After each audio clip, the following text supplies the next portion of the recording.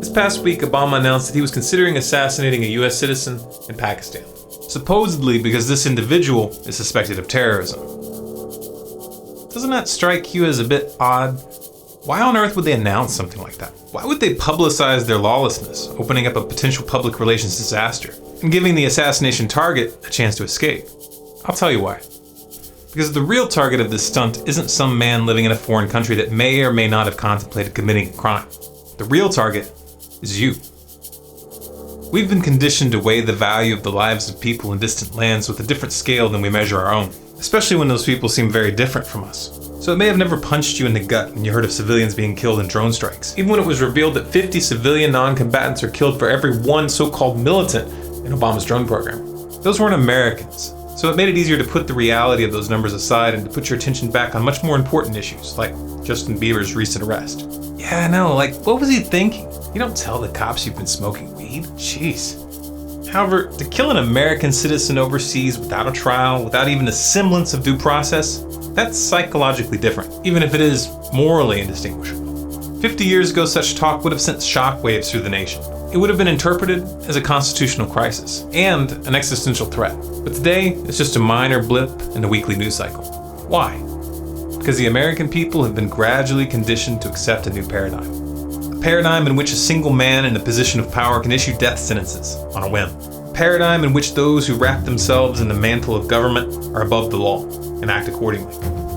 The power to kill or imprison without due process, the power to rule by edict, to sidestep and ignore the Constitution, these are the powers of a king. The ruling class is attempting to establish the cultural context for a modern monarchy, a dictatorship with the superficial trappings of a democratic system. I say the cultural context because this all depends on the acquiescence and participation of the population. This announcement by Obama is the perfect example of the method they have been using to psychologically condition the people. What they're doing here is getting you used to hearing about suspects being murdered in the field without a trial. And this isn't the first time they've done this.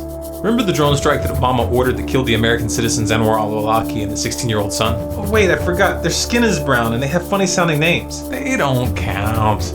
Well, I've got news for you. They do count.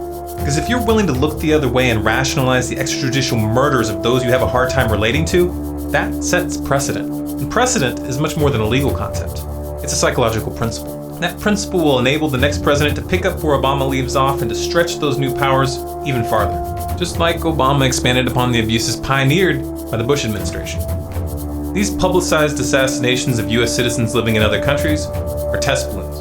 If the people accept this as a new normal, then it's only a matter of time until we start hearing about targeted assassinations being carried out domestically. And it's only a matter of time till the definition of a terrorist becomes stretched to accommodate political dissidents of all flavors. That's what states do with this kind of power.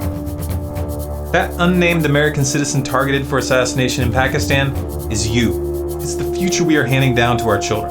It's the essence of our very way of life, the most basic protections that we have come to take for granted. That's what's really in the crosshairs, and all they need from you is your silence.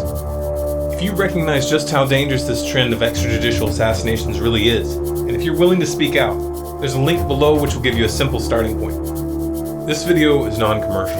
You have permission to download it, you can upload it to your own channel, or you can put it on DVD and pass it out on the streets. If you'd like to support our work, we have a donate button on our website, stormcloudsgathering.com. And if you'd like more videos like this, you can sign up for email updates on our website and look us up on Facebook, Twitter, and Google+. Also be sure to check out our new website, scgnews.com, for more news updates.